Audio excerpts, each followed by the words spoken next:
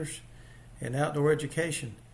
And if you saw the first short video, I talked a little bit about conservation, about pond management, how this is a man-made pond, and how man can be a great,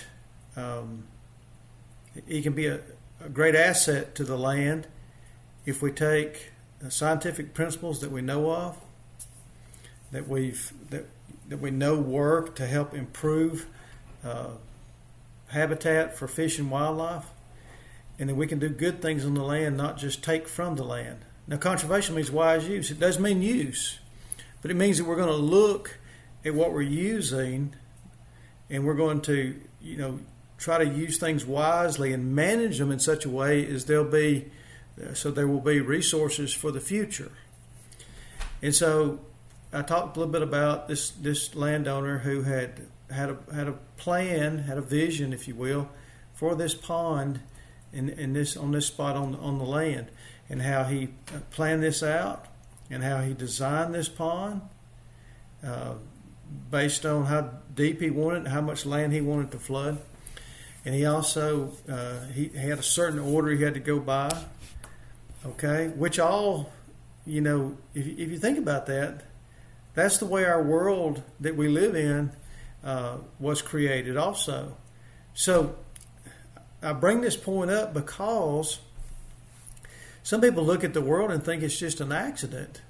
They have believed the lie about molecules to man evolution or macroevolution, and believe that over millions of years, through random processes, that we get this order and design and complexity in the world of creation, and there's just no way. Just like after I've pointed out a few things about this pond, now that this pond was planned, designed. There was an order to it. There was equipment that people had to use, so it involved an intelligent being to make this pond, to build this pond. And so not only, are the fish benefiting because he has bass and bluegill, but there are amphibians like frogs and salamanders that are benefiting. There are reptiles. I saw a big snapping turtle while I was fishing. And then wading birds like great blue herons come in here and they'll feed on some fish. And then waterfowl like wood ducks and maybe some mallards will come in from time to time. And so you've got what you have here is an asset to the land, because once he built this pond, then there's got the raccoons that work the edges looking for food. You've got foxes and coyotes and deer coming to drink. I mean, it's just on and on. And then you've got all this vegetation that has benefited from this impoundment.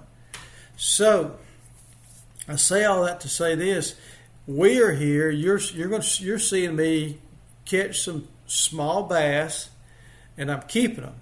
We are harvesting largemouth bass and bluegill, because part of managing this pond is to take a certain amount of pounds of fish per year out of the pond.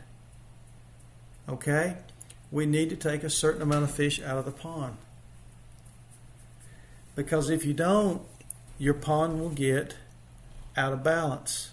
It's going to get out of balance. And when it gets out of balance, it's very difficult to get it back in balance. So keeping these young bass is really important, because these bass are the predator fish in the pond, and you want to keep the bass and bluegill balanced, and you want to keep their populations in balance.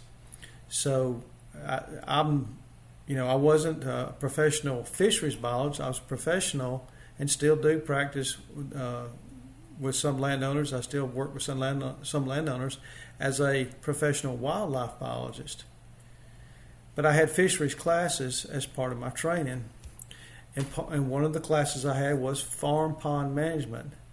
So that's why one of the reasons we're doing the fish population.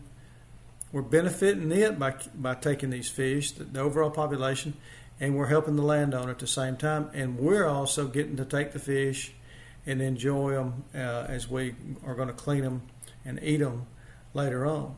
So I'm trying to really stress to you the importance of being a good steward, because this landowner is a good steward. And so here's something to think about. Yeah, somebody said, well, it was selfishness because he just wanted some fish, or he just wanted a pond. Well, there's nothing wrong with wanting something and building something for yourself. But see, this is going to be here long after the landowner is gone, long after I'm gone. I'm dead and gone. And it'll be here for whoever's in the future to come out here and enjoy this. It's beautiful. It's aesthetically pleasing. It benefits the wildlife. But it is a closed ecosystem. So, as people, as human beings, we can harvest the fish and enjoy them and keep the population in balance. Now, one other thing. When you have a farm pond, if you don't do anything to it but stock it with fish, then you could have X number, let's say, of pounds of fish per acre.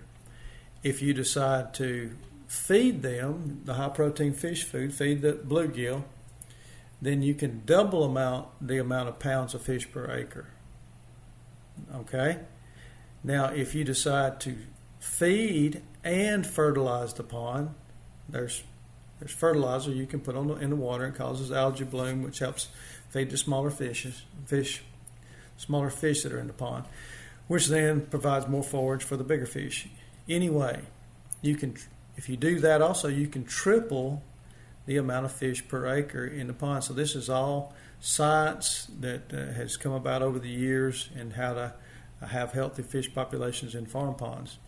And also some people, because dissolved oxygen becomes a problem as the water temperature heats up in the summer like it is today, as we're fishing, some people will use aerators in the pond to help put more oxygen in the pond, which also will help the fish be more active in the hotter months.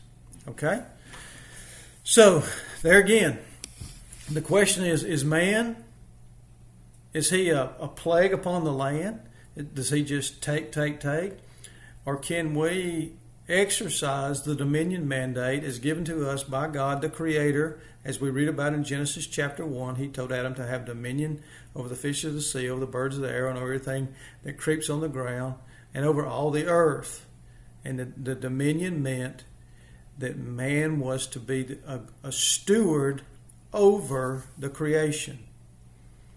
And he would manage it and care for it in such a way as to benefit the creation, to benefit man, and to bring God the glory.